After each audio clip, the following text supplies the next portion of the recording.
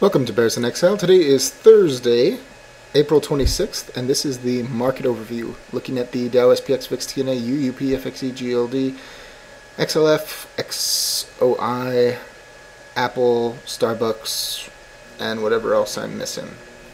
Okay, huge day for the bulls. Huge. They did so much damage.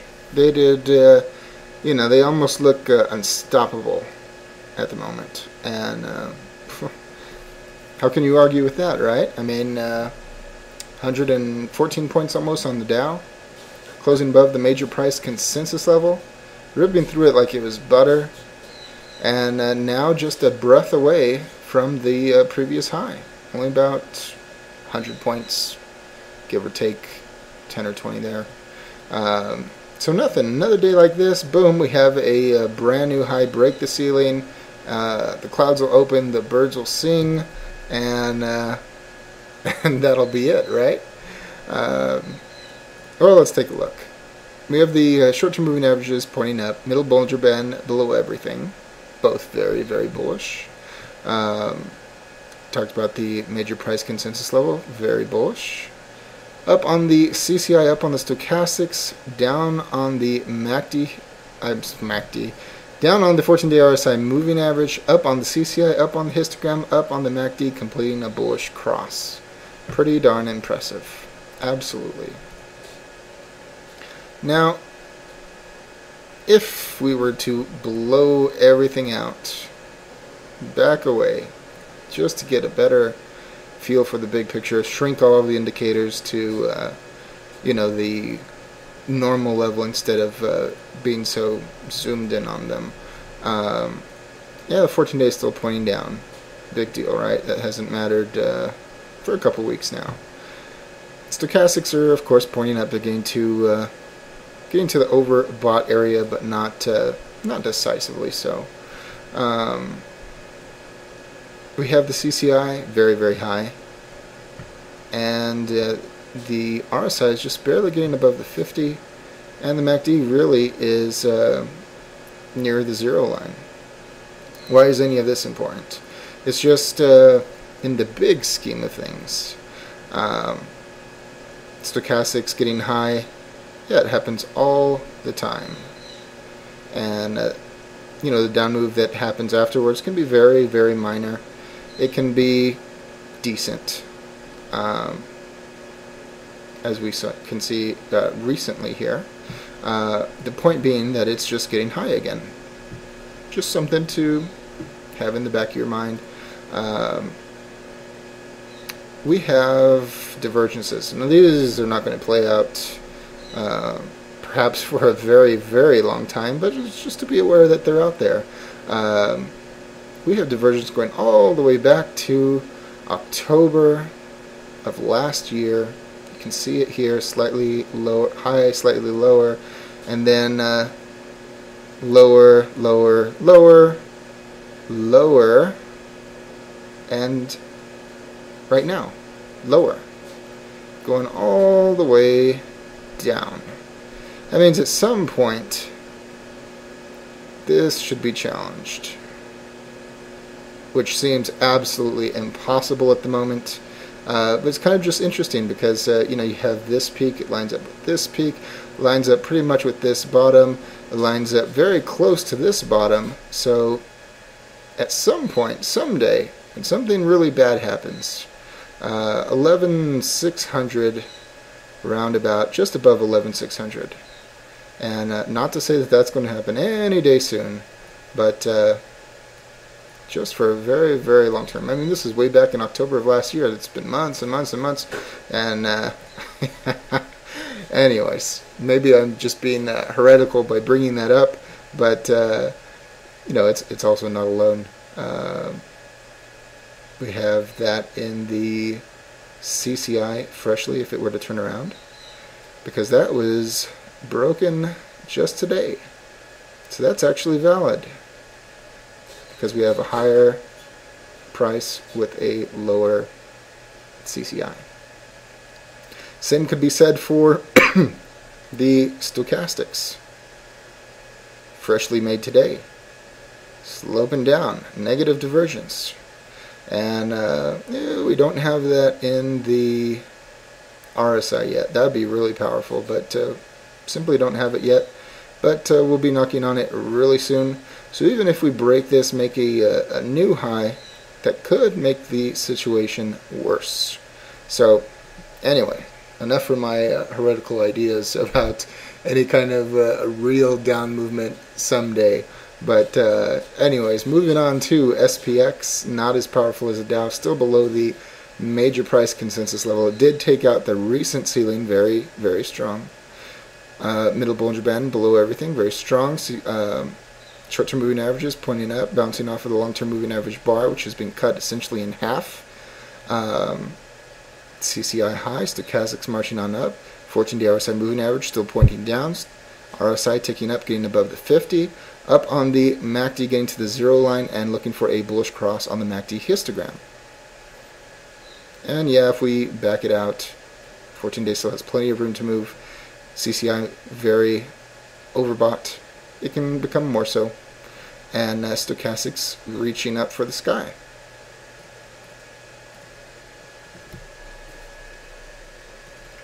And another feather for the bull's cap.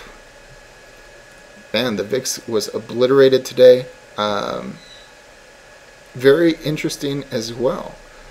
Because, yes, it's essentially a fat body hammer kissing the, or touching and backing away from the lower Bollinger Band, closing below the upper price consensus level for this month.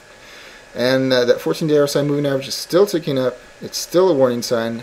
We've been talking about that for days. Stochastics getting low, still pointing down. Down on the RSI, down on the CCI, oversold. Down on the MACD, getting the bearish cross decisively. Down on the MACD histogram. And beyond this very weak reversal candle, I mean, is there anything here that's good for the bears? Yes. There's one thing that's really interesting, and we now have a double gap fill to do, because we have this area right here,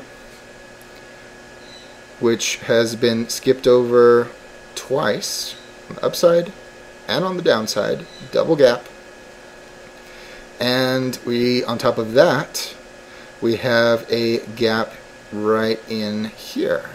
So a double gap with a double gap inside of it. Very interesting. I mean, that should be filled. That should be much stronger to fill, but so I just find that very interesting. CompQ, the NASDAQ. Getting right to the major price consensus level, peaking above it, not closing above it, and not breaking the recent high. Actually not even touching it. Attempting to touch it, but didn't touch it. Much weaker than the Dow. Puts a big question mark, to me anyway. 14-day RSI moving average still ticking down. Stochastic still ticking up. Much more room to move than the Dow. Up on the CCI, not in overbought area yet. Up on the RSI, not at the 50 yet. Up on the MACD, not at the 0 yet. Up on the MACD, sorry, histogram, not at the 0 yet. Up on the MACD itself, not getting the cross yet. And if we back it out, yeah, there's a little bit of room to move on the 14-day RSI moving average to the downside, but not as much as the Dow. Matter of fact, SPX, oh yeah, that's right, it did break out of the, I did say that. Okay. Alright, so far so good. XOI. Look at that. Now that makes sense. That totally jives with today's move. I like that. Getting above the 200-day moving average once again, bonking its head right into the upper Bollinger Band, closing above the 200. Getting a bullish engulfing from yesterday. Stochastics heading on up, 14-day heading on up, ticking up anyway. CCI up, RSI up, histogram up, MACD getting the bullish cross. This is good. This makes I like this. That totally jives. As long as things jive, it's great. uptick on the short-term moving averages was met today. Cool. That is done. Now we get to see what it does next. Need to have a full, strong green candle above the 200-day moving average to confirm. And that's pretty darn nice. TNA. Also very nice for the bulls. Breaking the recent ceiling. Very nice.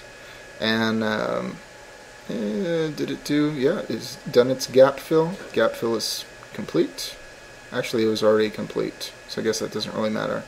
14-day RSI moving average still ticking down. Stochastics up. CCI up, overbought. Up on the RSI, up on the histogram, up on the MACD, looking for a completion of a bullish cross. Yes, this looks really nice. Long-term moving average bar has completely collapsed. It's essentially a flat line. Has one little straggler, but essentially a flat line. And so, in my opinion, especially with TNA, mission accomplished. The bar has been destroyed. The next move down, whenever it comes, whenever that happens to be, will be much easier for the bears. Unless, of course, if it's able to reconstitute itself. That'll take some time. But anyways, thinking out loud. UUP. Yep, this jives too. We had broken that previous floor a few days ago. And we knew that we'd be coming in for a test of this floor.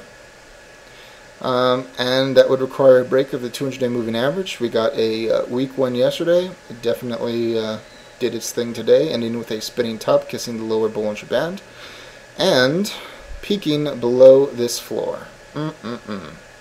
Yep. So that move today absolutely, totally drives with the dollar. So now, at this point, short-term moving average is pointing down. A little bit of excessive separation, but still, we have this area right here, right at, what is this? 2174. Not far away. And it should bounce there. If it doesn't bounce there, holy moly. Big trouble. Great for the bulls. And that's all there is to it. 14-day RSI moving average ticking down. Stochastics mixed, trying to loop around. Down on the CCI, or actually maybe not trying to loop around, but mixed on the stochastics very low. CCI ticking down, RSI ticking down, histogram ticking down, MACD ticking down. Very, very interesting. Very powerful. Man, if it can break this, whew, watch out. FXC. Yep, this also totally jives. Spinning top, kissing the upper Bollinger Band, closing above the major price consensus level. Up on the 14-day RSI moving average, stochastics high. CCI ticking up high, RSI ticking up, MACD ticking up, MACD histogram ticking up. Definitely completing cleanly the bullish cross. And which brings into question the whole news after hours today of Spain getting downgraded. What kind of effect is that going to have on the euro? We don't know what extent it will have until tomorrow, since they can do whatever they want to do overnight in Euroland and attempt to repair it. But it'll be very interesting tomorrow to see what happens with this. And but at the moment, before that news, looking pretty darn good. Really good for the bulls. GE trying to get a better read on the Dow. Very interesting. Did not get to the new high. Although that was pretty cool yesterday, getting outside the upper Bollinger Band. Still a strong candle. Down on the 14-day RSI moving average, up on the stochastics, up on the CCI, up on the RSI, up on the histogram, up on the MACD, getting the bullish cross. Very, very strong. And Apple, not impressive. It's holding its huge gap up pretty well, but other than that, not impressive. 14-day RSI moving average ticking down, stochastics up, CCI sideways, down on the RSI, up on the histogram, up on the MACD. What else is there to see? VXX.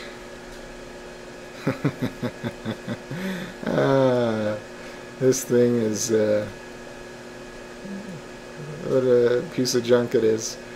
Going into the for a test, obviously, of the lower price consensus level, very close to the recent floor. 14-day RSI moving average, very high, not room to move. When that turns over, oof, terrible. Down on the stochastics, down on the CCI, down on the RSI, looking for a bearish cross on the MACD, down on the MACD histogram, absolutely terrible. XLF, the financials. They stopped right, closed right at the previous high. They did peak above, closing above the major price consensus, or the lower price consensus level once again. Down on the 14-day RSI moving average, up on the stochastics, up on the CCI, getting to overbought, up on the RSI, getting right to even, up on the histogram, up on the MACD, looking for a bullish cross. And the bulls have, it's their game to lose at the moment, really. Very impressive.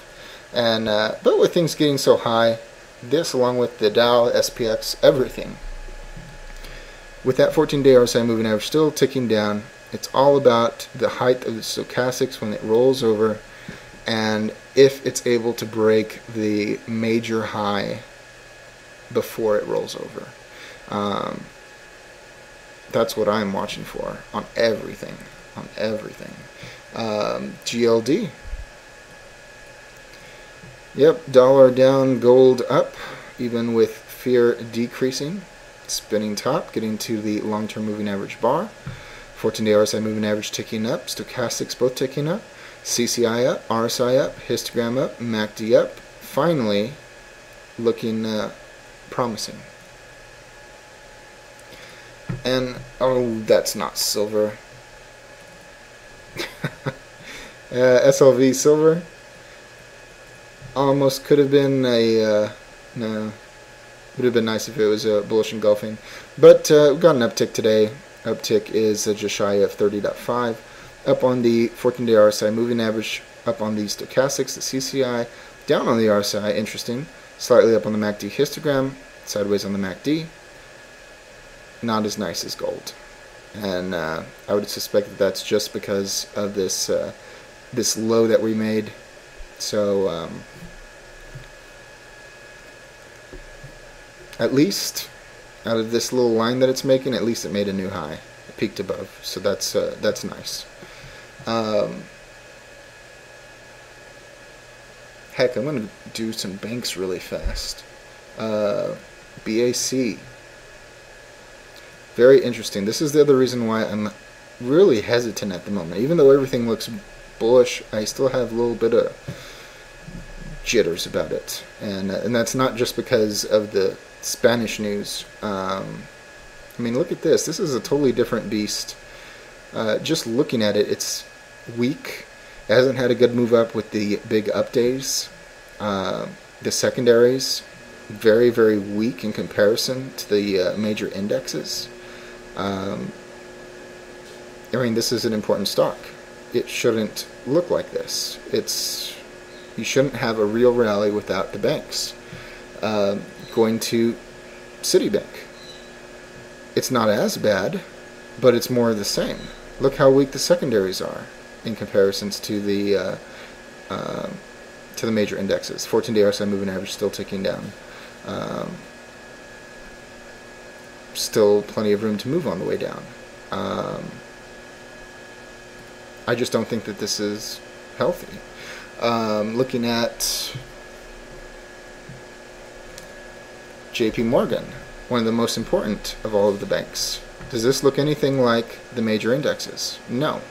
Is it even close to the major price consensus level or the previous high? No.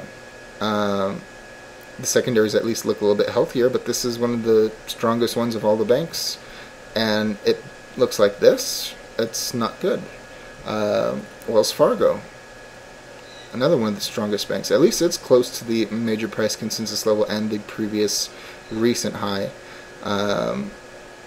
Secondaries look closer to the major indexes, but still kind of paling in comparisons. So just one of the reasons why I'm a little bit hesitant. And maybe I'm crazy for thinking that, but that's why I'm thinking it. And that's it for this evening. It'll be very interesting to see what happens tomorrow, especially on that Spain news, if they're able to sweep it under the rug and say that they'll just firewall it and it's not a problem. In which case, hey, that test of the high is all important. And boy, when that breaks, whew, watch out, bears. There's going to be some covering. There's some covering going on now. As always, all investing decisions are your own. This chart and video are for entertainment, educational, and consumption of time purposes only. Thank you.